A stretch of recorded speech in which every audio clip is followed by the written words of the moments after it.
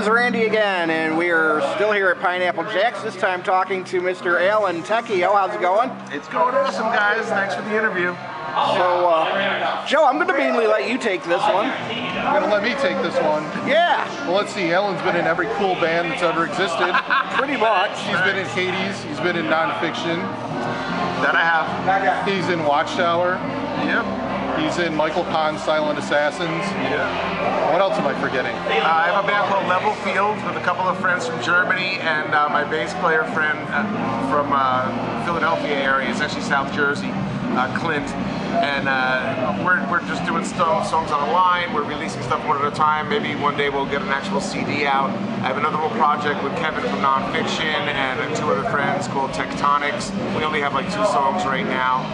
And now I'm doing this crazy cover band thing with Jack and Mike and Johnny Kelly and Charlie, and it's really fun. Doing a lot of songs that we kind of grew up on, you know. Yeah, we're definitely looking forward to this. This is going to be a fun night. Cool, cool. It's definitely going to be great. So, what's the deal with Watchtower, and what's the deal with Silent Assassins? Okay, well, I mean, I met Mike LaPon by being in Seven Witches with Jack Frost, who's here, of course, tonight. And Mike invited me to sing on his solo records. So I did one. We put it out, I think, in 2014. And I just finished all the vocal tracks for the next one, which I believe is even better than the first one, in my own opinion.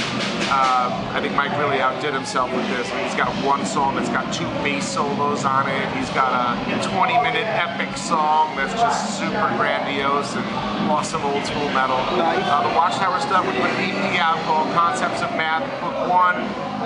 The vinyl's selling out like crazy. We're selling a lot of CDs. I don't know what the future plans are for the band. I'm hoping that we can finish the other 5 songs that will complete the Mathematics project.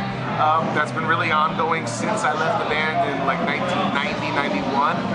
So it's been a long journey, but there's no other band in the world like Watchtower, in my opinion. And I speak as a fan, not just as a guy who's lucky enough to sing for him, because Jason McMaster, the original singer, and I are still very good friends to this day. And he was the reason I actually got the opportunity to join that band. So hopefully we'll do some more Watchtower stuff in the future.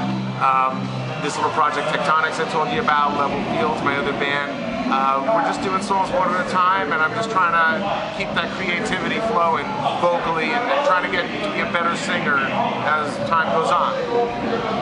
Better singer? That's not possible. Dude, I'm a lifelong learner, you know? You never perfect anything. I'm also a motorcycle safety instructor for like 13 years, and same kind of mentality is there, you know? Always work on getting better and smarter and wiser, so that's the goal. So you have a full-time job and all of this. Absolutely, absolutely. And the motorcycle teaching is just a part-time thing. I'm a restaurant real estate broker for my full-time job, or a real estate agent for my full-time gig. Do you sleep? Occasionally. I also have 2 kids, so... So, no. No, Never that impedes the sleeping in. No rest for the wicked. That's true, that's true. Are your kids into your music? I would say yes. In fact, it's funny that you earlier, Joe, said that you like the song Silent Assassins, because that's probably one of their favorites off of that CD. Really? Yep, and I got them a couple Silent Assassin shirts right when that record came out, and I put some pictures up on Facebook of them with the Silent Assassins hats and shirts on. Cool. And yeah, they're super supportive, and thank God so far so good, all good with the kids. Nice. So what about Hades and Nonfiction? Are they still dormant? They're pretty much dormant. Sadly, Dan Lorenzo and I had a pretty major falling out about 5 years ago, and I don't know that we'll ever recover from that because we've had many falling outs over the years, and I think this one is kind of permanent. Some stuff went down that I'm definitely not going to talk about, but that was just kind of over the line. And so therefore I hold no issue with those bands. I have massively awesome memories with them. And if they choose to go on and do more Hades or Nonfiction stuff without me, it's totally cool with me. But I doubt that I'll be a part of it if they do. Nice. So what would the next project be that's coming out? The next release will most likely be the Silent Assassins because it's done and it just has to get final mixes. Mike Romeo, the Symphony X guitar player and the guy who's producing this with Mike LaPon, he's working on some stem mixes now, and I'm trying to get my buddy Johnny Rod, who mixes all of my Level Field stuff and the Tectonic stuff, to get the mixing job because he's so good. And I gotta work on Mike LaPon a little bit more to get him to to let him do it.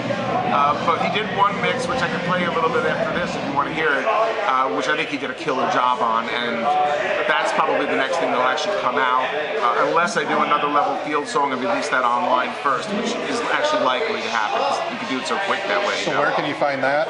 You just, you can get it on Amazon, iTunes. Level Fields is the name of the band, and yeah, you can just download it. It's only downloads right now. Nice. Am I out of questions? I can't possibly be out of questions. That's not possible, Joe. You can't be.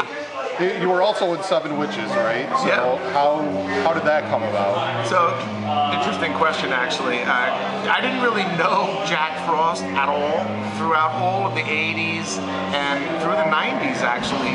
I'd only known of him. I knew he had a band called Frostbite. I knew he got into Sabotage, and I knew who he was, but we never really met or hung out. And it's kind of funny because the metal circle in Jersey is pretty small, but we were never in the same room. And what ended up happening was he went to NAMM out in California, and he hooked up with Kevin Bolenbach, and they were friends. In fact, Jack worked for Kevin for a little while and lived with him too. But in those early days, he had just said he was doing a Jack Frost solo record. Asked Kevin if he thought I would sing on it, and if Kevin would play bass on a song, just one song on the album. And we did that. It was a song I named Hell or High Water, and it was really cool. Very different from what I expected from Jack, and honestly, I don't know what I expected, but I didn't expect something quite as heavy as that. No offense, Jack. And it was very cool. We did that song, put it out, and it went so well because, again, getting back to like personalities and working together, I really, at this stage of the game, because I'm 50 years old now, I have to work with people that I like being in the same room and hanging out with, right, alone, jamming on stage with. You know, I gotta have like a deeper connection than just that. So we had that with the solo song, and then he invited me to sing as a result in Seven Witches. So right after that, not long after, we did the record Amped and put that out. We went over to Europe and did a short tour, did a lot of shows in the States, and after that, we did another record following it up called Deadly Sins, which I think was the best thing I did with Seven Witches myself. The songs were really cohesive. It was a concept record about Gandhi, and I got to write a whole concept about Mohandas Gandhi. I thought it was so cool because it was so different, you know? And that was really what led me into the Seven Witches fold. Soon after that, Jack wanted to do a lot more touring and stuff, and me with my job and having kids and stuff, I couldn't really get out. So I declined, and I did one song on the next record after that, and it was a different take on one of the songs that's on that album that Anthony sang, the singer that replaced me.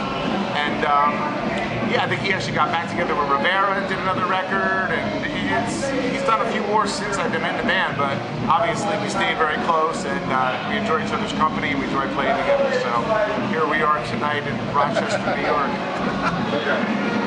Tell us about Mucky Pup. Oh, well, the Mucky Pup guys, I mean, they're awesome dudes, and they followed right in the Hades footsteps with Torrid Records getting signed, and immediately kind of blew up. I mean, they went to Europe and became really big, like very quickly. And I don't know what they're doing now. I know a lot of the guys split it off into Doggy Dog, and Doggy Dog is still going to Europe and touring and playing giant freaking festivals. So I'm still friends with John Connor, the Doggy Dog singer. And I think Dave Beevor is still in that band who was in Mucky Pup. Chris Mill, Johnny Mill, the brothers. I'm not sure what they're doing musically now, but you know, great dudes, all great guys. We played a lot of shows with them. In fact, my history with them goes back before there was a Mucky Pup and before I was in Hades. I was in a cover band in New Jersey called Prophecy, and I replaced Chris Mills as the singer in Prophecy, and Chris Mills was the singer in Mucky Pup. So it's just kind of an incestuous world in the Jersey metal scene. Were you on the first record? I am. You sang on one song? I sang on one song, yeah. A bunch of high-pitched screams. I forget what the lines were that I sang, but yeah, they invited me to come on that. And, we were all very, very close. I mean, Johnny Mill, the drummer, was our roadie forever in Hades. You know, he was on the road with us almost every single show we did. So we go back deep with those guys. Great guys. Nice. Unbelievable. So what what else do you have out there, like website-wise, that you can? Not too direct much people other than to? what we talked about. You know, I mean, you can check out, and now you can Google anything, right? So Pretty much. If you Google my name, a ton of stuff will come up. You'll see the Watchtower stuff. You can Google the level field stuff. If you Google tectonics, I don't know what'll come up, but you'll probably find that under me if you Google me. And of course, you know, the Frost Metal Coalition stuff, now that we're playing some shows and whatnot, is starting to get some tweaks online. So you can find that as well. Nice. Do you sell anything yourself, like t-shirts or Not old really. CDs or anything? No, 'Cause I know not a lot of really. people are starting to dig up stuff and throw it out there online from their Yeah, history. no. I mean, the drummer in Watchtower just got a whole bunch of shirts made, so he's selling Watchtower shirts now. If you Nice. go to the Watchtower site or on the Facebook page, you can probably pick up the link there. I think they're like, I don't want to quote what they are. I think it's like 15 bucks, but I'm not sure. Yeah, that's cool. But yeah, so we have Watchtower shirts online available for sale. Nice. Silent Assassins, Mike LaPont has a ton of stuff for sale. He has like little skull caps and shirts and all kinds of stuff, stickers and whatnot. So he's got some merch out there. I think that's about it. Sweet. Is there anything else you want to say? No, man, but thank you so much for the interview, and it's so cool to be doing this now at this stage of the game, and I appreciate the props and the support. And keep that on. All right, No man. doubt. Thank you. Thank No you. worries, man. Thank you guys.